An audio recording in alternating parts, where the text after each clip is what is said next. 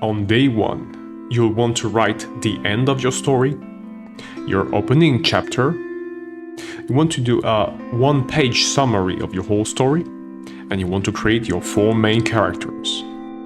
Why would you want to start with the end of your story? Writing the end as accurately as possible gives you the highest degree of clarity when it comes to write the rest of the story. It gives you the most flexibility when you write. It will allow you to manage the rhythm in the best manner and to track the evolution of your world, of your characters and their relationships, as the evolution of your world is provoked by your stakeholders.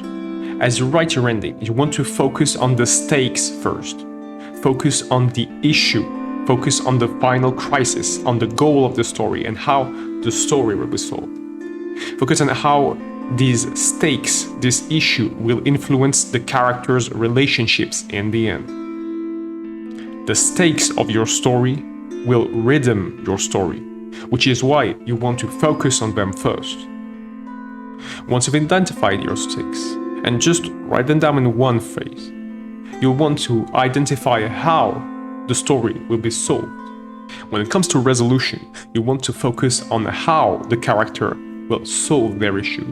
For the resolution part is more focused on the means and the tools of resolution. The why, the reason, was already established in the stakes section. So write your first phrase with what are the stakes, then a second sentence with how the issue is solved.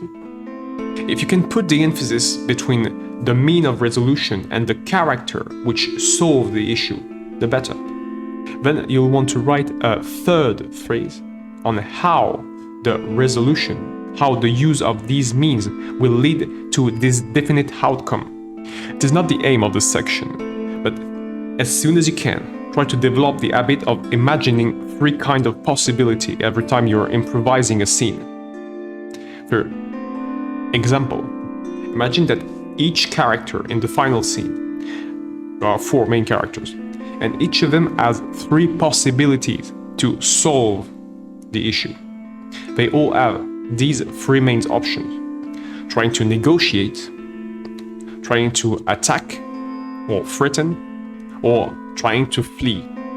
Not that we say trying here, because none of these options will be validated unless the other characters decide to take action. So all of your characters will basically take action at a similar moment, which will reinforce the interdependencies between every character's action and the interdependencies of their relationships. Once you've decided how the scene, how the final chapter is supposed to be solved, focus on the aftermath. Focus on the wins and the losses. Which character lost what? Why did they lose this? It was treated in the stakes section, but you want to reinforce this at the end, especially if you're preparing a sequel or if you have the idea to create a series from the beginning.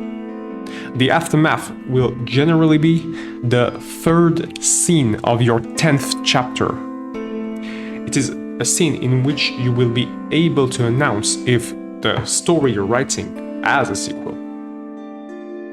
In the case if you want to write a follow-up to your story, starting with the end will offer you even more flexibility as you're trying to create this chapter in a cycle. You try to shape it this way, just as you will try to shape your whole story as a cycle. The ending should contain elements already displayed in the very first chapter. Now, how do you display these elements since the very beginning of the story? You want to write your opening after your ending because you want to create a sense of resonance between these 2 chapters. The opening allows you to present the atmosphere of the story. It is only a possibility. You don't have to present it in the very first chapter. It's just easier. The 3 main elements allowing you to present the atmosphere of the story are the climate, the literal climate, the colors, and the interaction with these two elements and the character's senses. The colors is maybe the most underestimated tool you can use to present the atmosphere of a story. Make use of the colors. With every new scene, every time you change of setting, every time you change of environment, present at least one major color displaying the mood of this environment. We'll see later how you can link colors to frames and to genres and directly then to emotion. For now, think that you have 6 main colors at your disposal. You will use, for example, red in action phases, when you have to display the character's anger or courage. Green in adventure phases, when you want to display the character's sense of enthusiasm or enticement and excitement.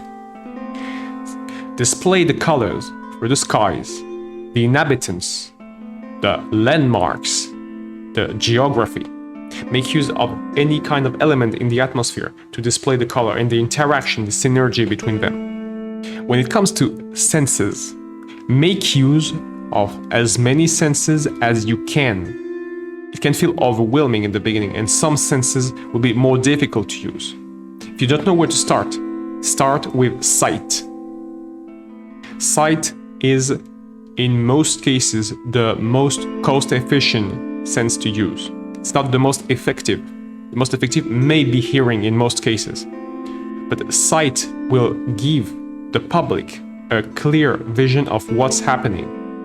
Pay attention of how you've used colors and light when you're using sight. Then there's kinesthesia.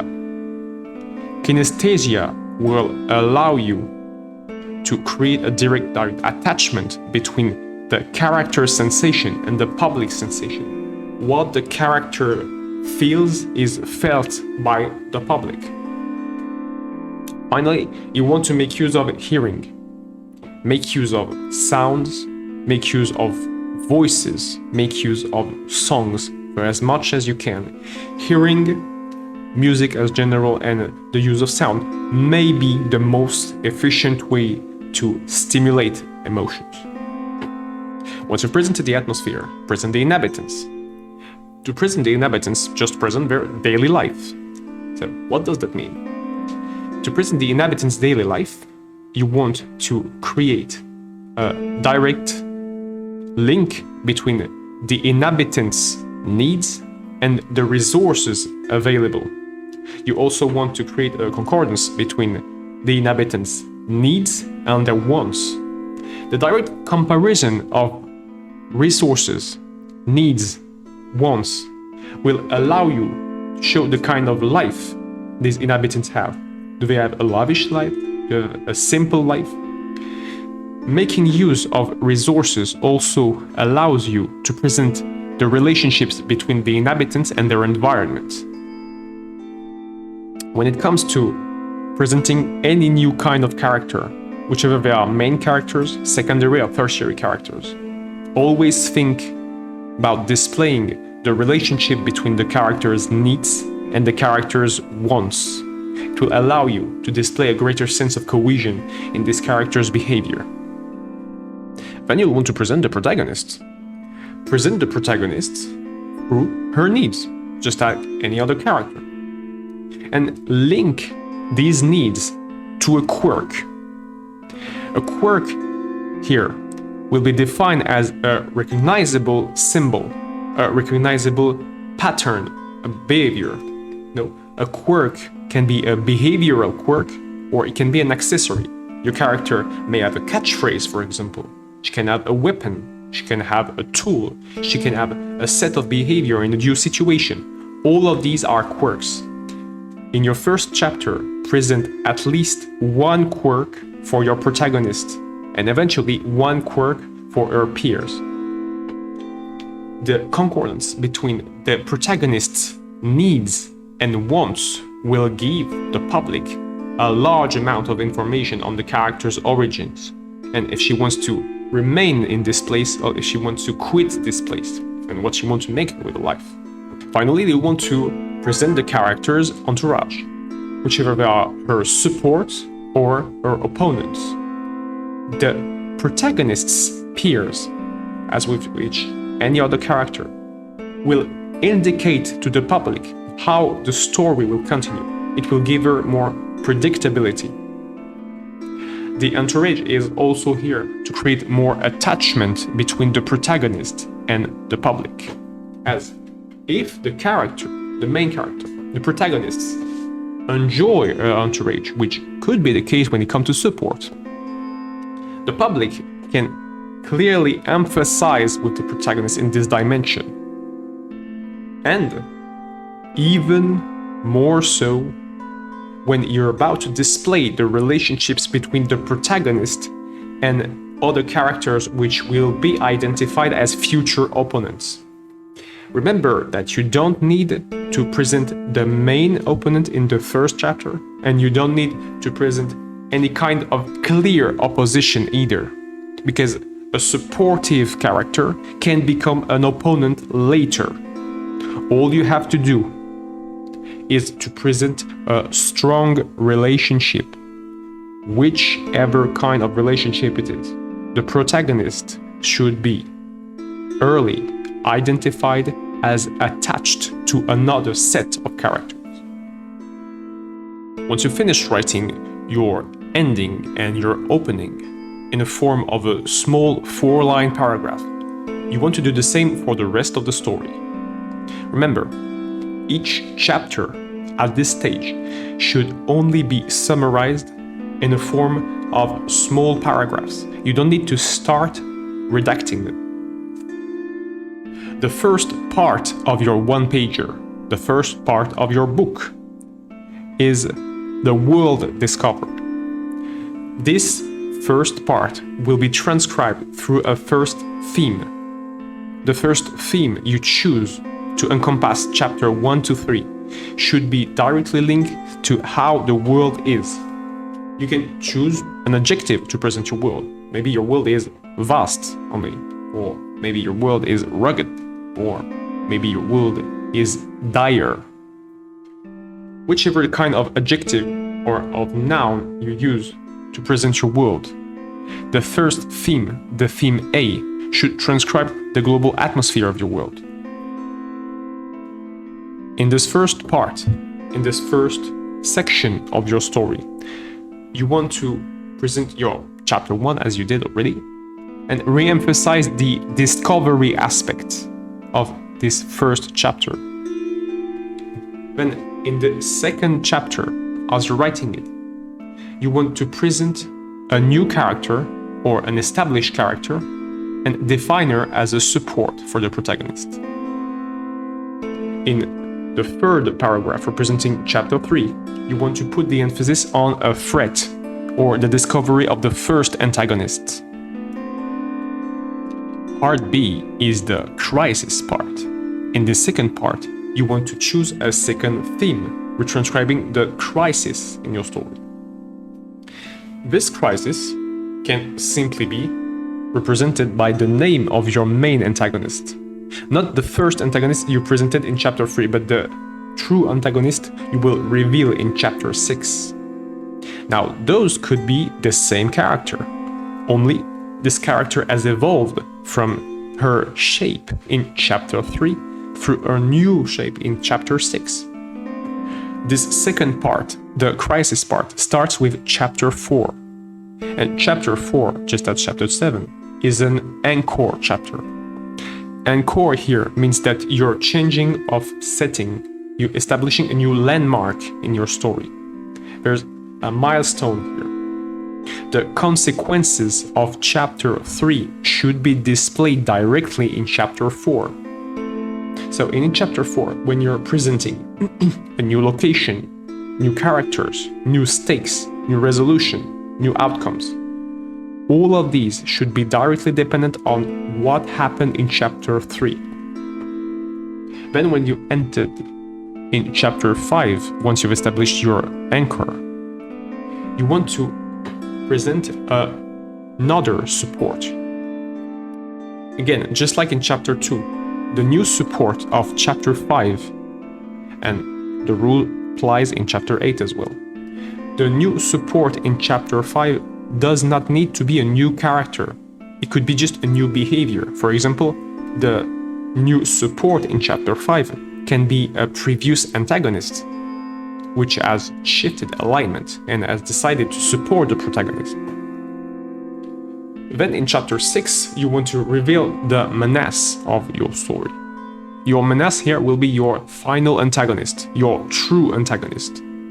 Again, this antagonist may be the same character as the threat in chapter 3, but in another form.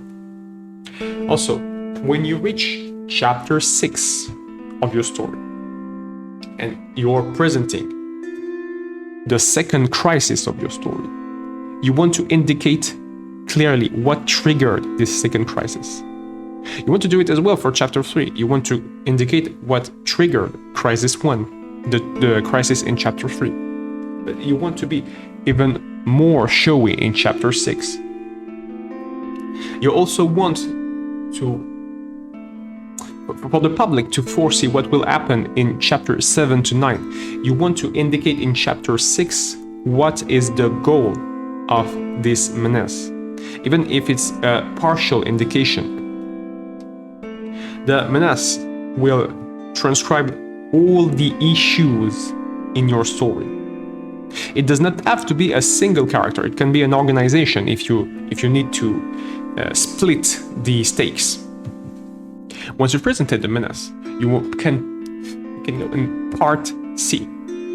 This third section, part C, is focused on establishing the final form of relationships. It's the moment where you'll want to draw your relationship maps. There will be a separate lesson later to indicate you how to do it. When you transition from chapter 6 to chapter 7, you want to encore your story once more. So when you present the new setting, the new environment in the second encore in chapter 7, you want to put the emphasis on the location, on the setting. Why are the characters here? Why did they get in this new location? Why did they get to this new setting? Is it because they are trying to flee the menace? Is it because they are trying to fight the menace? Is it because they're trying to negotiate with the menace? Which will often be the three main options. When it comes to chapter 8, chapter 8 is another support chapter, just like chapter 2 and 5. However, the main difference between chapter 8 and chapter 2 and 5 is that in chapter 8, you'll have the final form of the protagonist's team. Let's suppose your main character is alone in the beginning of the story. So that's one character. Then she gains another support in chapter 2. So that's two characters. Then she gains another support in chapter 5. That's three characters. In chapter 8, she will have the final form of her team.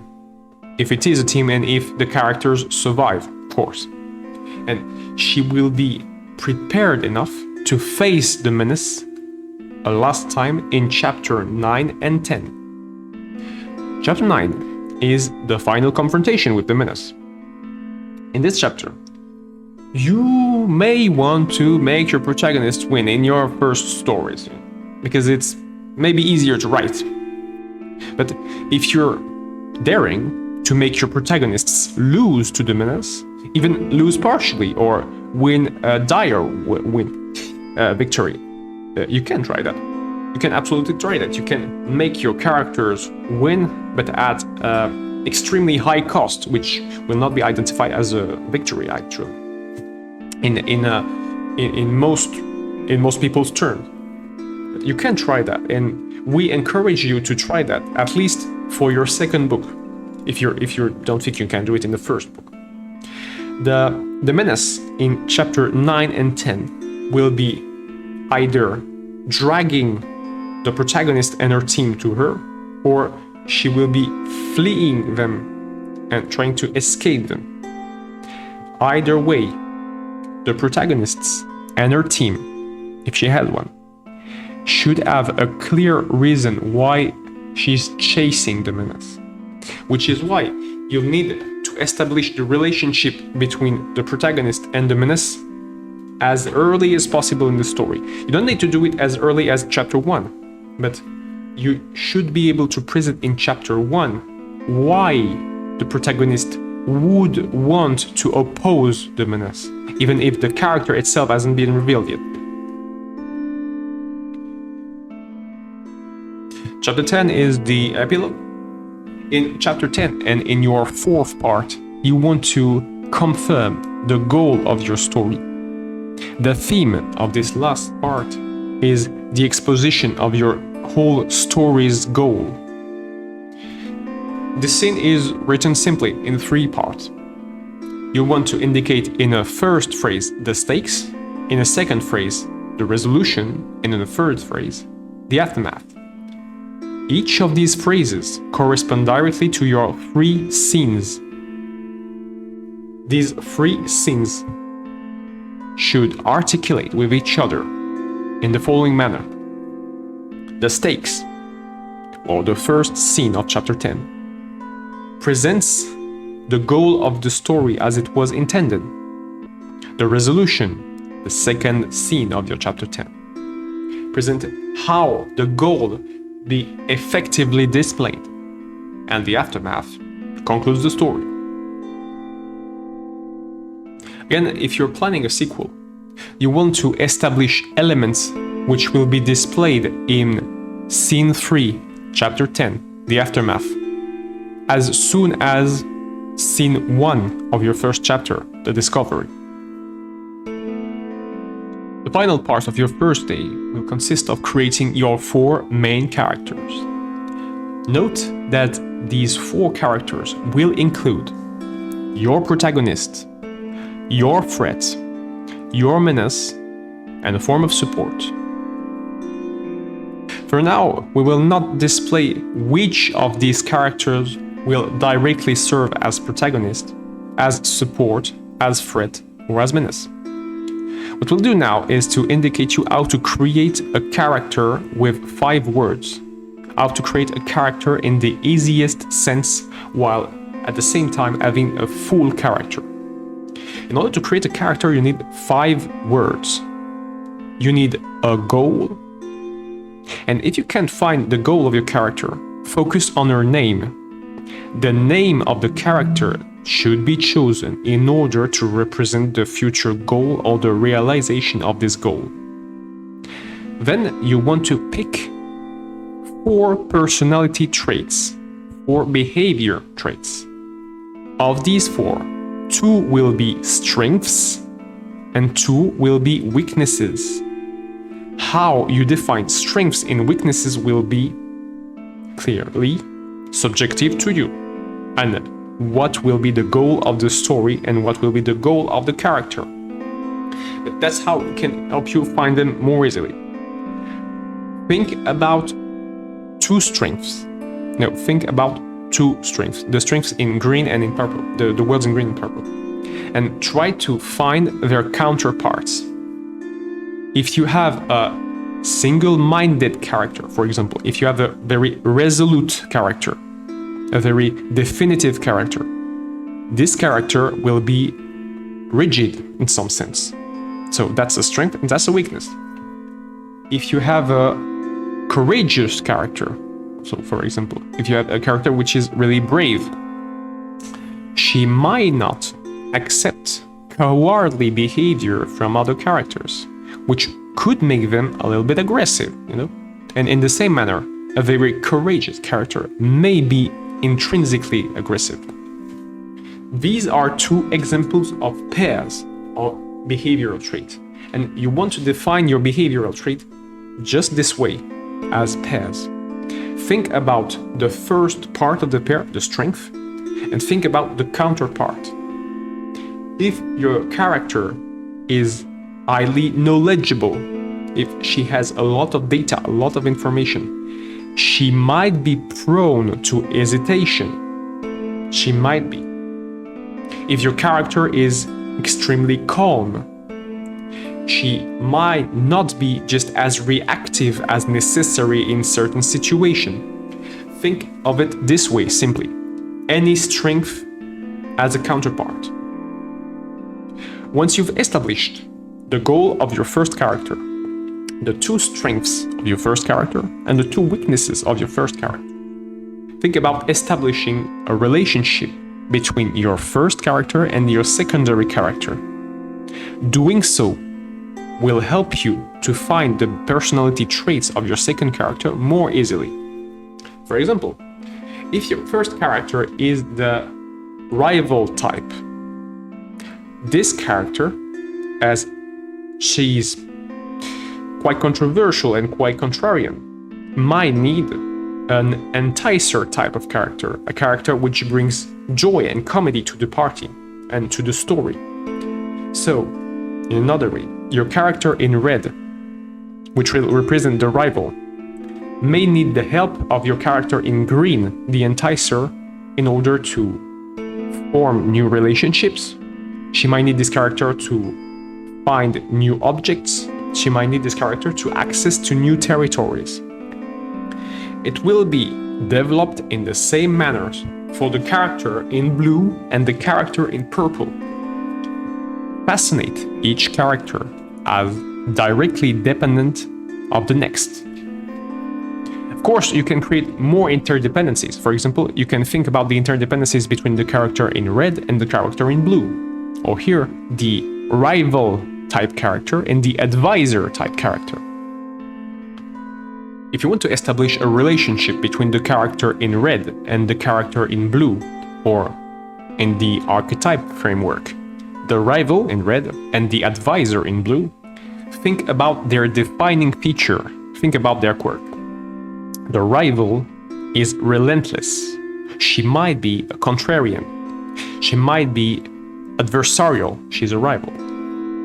The advisor, on the other hand, will be more complacent, more flexible, and maybe more benevolent.